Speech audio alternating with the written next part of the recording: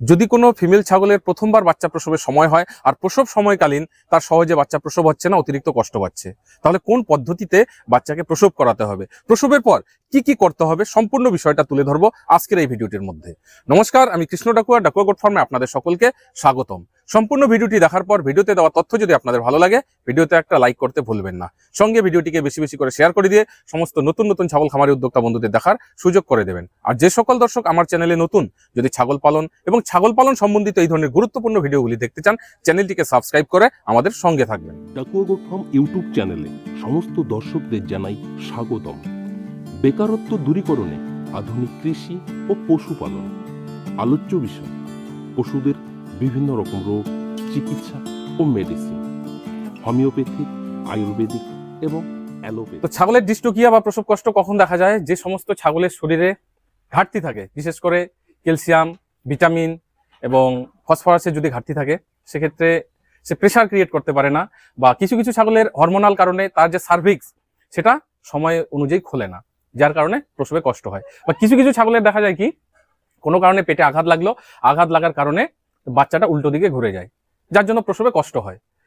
আর যে সমস্ত ছাগলের শরীরে সবকিছুই ঠিকঠাক আছে, কোনো কিছুর ঘাটতি নেই, তাদের কি হয়, যদি ফার্স্ট টাইম বাচ্চা দেয়, ধরুন এই যে ছাগলটা, এই যে ফিমেলটা রয়েছে, এ ফার্স্ট টাইম বাচ্চা দিচ্ছে, তো ফার্স্ট টাইম বাচ্চা দিচ্ছে বলে এর সার্ভিক্সও খুলেছে, সবই ঠিকঠাক আছে, কিন্তু এ যখন প্রেসার দিচ্ছে, প্রেসারে যখনই বাচ্চাটা সার্ভিক্স পার করবে, সেই সময় একটা প্রচন্ড ব্যথা হয়, সে কিন্তু ভয়ে আবার উঠে যাচ্ছে, আবার শুয়ে পড়ছে, আবার প্রেসার ক্রিয়েট করছে, যখনই বাচ্চাটা সামনে আসে আবার উঠে যাচ্ছে। তো এই সমস্ত ক্ষেত্রেও কিন্তু আমাদের হাত লাগিয়ে বাচ্চা প্রসব করাতে হয়। তো যখন হাত লাগিয়ে প্রসব করাবেন, তার আগেই গ্লাভস অবশ্যই পরা জরুরি, কিন্তু গ্লাভস পরলে একটু অসুবিধা হয় বলেই আমি গ্লাভস পরবো না, হাতে শুধু বেটাডাইন মাখিয়ে নেব, নিয়েই আমি বাচ্চা প্রসব করাবো। তো ছাগলটাকে প্রথমে শোয়াতে হবে, যেহেতু একে ছেড়ে দিলে এ দৌড়াবে বা এ নর্মাল ভাবে শুয়ে থাকবে না, যেহেতু ফার্স্ট টাইম, এর জন্য একে শোয়াতে হবে। তো ছাগলটাকে সুন্দর করে আমরা শুয়ে দেব।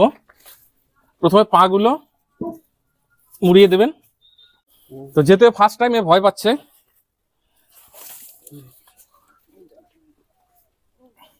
আমি গ্লাভস পরছি না, হাতে বেটাডাইন মেখে নিচ্ছি।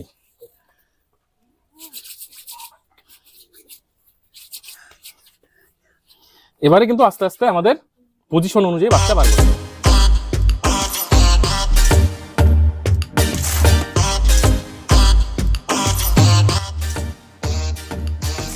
অনেক কষ্টের পর মাথাটা বেরিয়ে গেছে, এবারে এই যে সুন্দর করে বাচ্চা বেরিয়ে গেল। এবার যে বিষয়টা দেখাবো, এই যে এটা হচ্ছে নারী, মায়ের সঙ্গে এর জয়েন্ট আছে, এই যে নারী, এখানে কিন্তু এর মাধ্যমে কিন্তু বাচ্চা মায়ের শরীর থেকে নিউট্রিশন পাচ্ছে, বোঝা যাচ্ছে? তো এই নারীটা যদি আমরা এখানে কাঁচি দিয়ে কেটে দিই বা ব্লেড দিয়ে, সার্জিক্যাল চাকু দিয়ে কেটে দিই, সঙ্গে সঙ্গে ব্লিডিং হবে। এখানে আমাদের কি করতে হচ্ছে, নারীটাকে এই যে ঘষে ঘষে দিচ্ছি, তাহলে ব্লিডিং হবে না, বোঝা যাচ্ছে বিষয়টা? এই যে এইভাবে আস্তে আস্তে ঘষে নাভিটাকে আমাদের ছেড়ে দিলাম। দেখুন কোনো ব্লিডিং হচ্ছে কি? কোনো ব্লিডিং নেই। এবারে সঙ্গে কাপড় রাখতে হবে, তাহলে বাচ্চা বের করার পর এইভাবে কেন করা হয়, যেন নোংরাটা ভিতরে নাকে না যায়। এরপরে সবার প্রথমেই মুখটাকে মুছে দিতে হবে, মুখের ভিতরটা আঙ্গুল দিয়ে, বাস। মেন হচ্ছে তার অক্সিজেনটা যেন ঠিকঠাক। এবারে আমরা নাভিতে বেটাডাইন লাগিয়ে দেব, যেন কোনো রকমের ইনফেকশন না হয়। বেটাডাইনটা অবশ্যই লাগাবেন। এর নাভির মধ্যে আমরা বেটাডাইনটা লাগিয়ে দেবো। এর নাভির মাধ্যমেই কিন্তু বিভিন্ন রকমের জীবাণু ভিতরে যেতে পারে, রোগের সৃষ্টি করতে পারে। প্রথম বাচ্চা হওয়ার দ্বিতীয় বাচ্চা সাধারণত 5-7 মিনিট, খুব জোর হলে 15 মিনিট সময় নেয়, এর মধ্যে দ্বিতীয় বাচ্চা প্রসব হয়। আর ব্যতিক্রম কিছু কিছু ছাগলের হয়তো 1 ঘন্টা হতে পারে, 1.5 ঘন্টাও হতে পারে। এমনও দেখা গেছে, যেটা খুব কম দেখা যায়, যে সকালবেলা একটা বাচ্চা হয়েছে, বিকেল বেলায় আর একটা বাচ্চা হয়েছে, তো সেটা খুব কম দেখা যায়। তো যাই হোক, সাধারণত সচরাচর দেখা যায় একটা বাচ্চার পর দ্বিতীয় বাচ্চা হচ্ছে 10 থেকে 15 মিনিট।